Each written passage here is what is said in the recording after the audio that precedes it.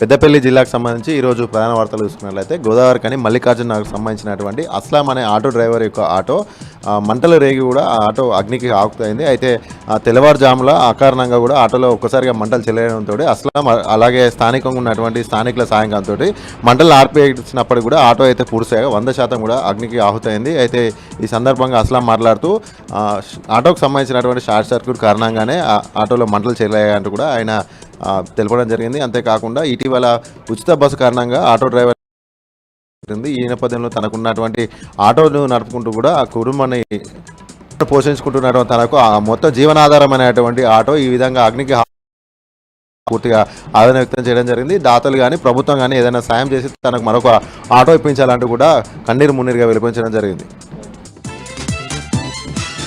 అలాగే మరొక ప్రధాన వార్త చూసుకున్నట్లయితే మధ్యాహ్న భోజన కార్మికుల పెండింగ్ సమస్యలన్నీ కూడా పరిష్కరించాలని డిమాండ్ చేస్తూ పెద్దపల్లి జిల్లా కలెక్టరేట్ ముందు ఆందోళన చేపట్టారు. ఈ సందర్భంగా మధ్యాహ్న భోజన కార్మికులు మాట్లాడుతూ ఏదైతే ఎన్నికల సమయంలో కాంగ్రెస్ పార్టీ ఇచ్చినటువంటి ఏ ఒక్క హామీని కూడా పూర్తి స్థాయిలో నెరవేర్చలేదు. మధ్యాహ్న భోజన పాటు అలాగే వాళ్ళ సమస్యలను కూడా పరిష్కరిస్తామని హామీ ఇచ్చినటువంటి ప్రభుత్వం ఇప్పటి వరకు కూడా పట్టించుకోలేదంటూ కూడా వారు ఆరోపించడం జరిగింది. అంతేకాకుండా కోడిగుడ్ల ధరలు కూడా పెరిగిన విధంగా ఆ రేట్లు పెరుగుతున్న నేపథ్యంలో వారికి కావాల్సినటువంటి 9 నెలల నుండి బిల్లులు కూడా అందకపోవడం పట్ల కూడా ఏ విధంగా మధ్యాహ్న భోజనం అందించాలి విద్యార్థులకు అంటూ కూడా ఈ సందర్భంగా వారు ఆవేదన వ్యక్తం చేయడం జరిగింది. ఇప్పటికైనా కూడా సమ్మె నోటీస్ ఇచ్చినప్పుడు కూడా ప్రభుత్వం స్పందించకపోవడం పట్ల కూడా నిరసన చేపడుతున్నామంటూ కూడా వారు వెల్లడించారు. ఇప్పటికైనా కూడా తమకు రావాల్సినటువంటి బకాయిలను కూడా వెంటనే విడుదల చేయాలి. అంతేకాకుండా కనీస వేతనం కూడా అమలు చేయాలంటూ కూడా వారు డిమాండ్ చేయడం జరిగింది.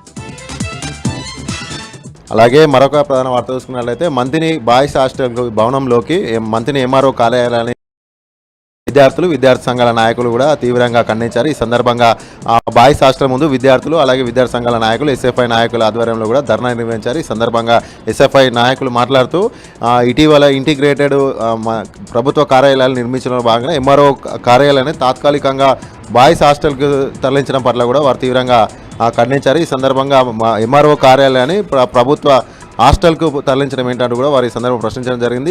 ఎంఆర్ఓ కార్యాలయాన్ని తరలించినట్లయితే నిత్యం ప్రజలతోటి రద్దీగా ఉన్న నేపథ్యంలో విద్యార్థుల యొక్క చదువుకు ఇబ్బంది కలుగుతుంది.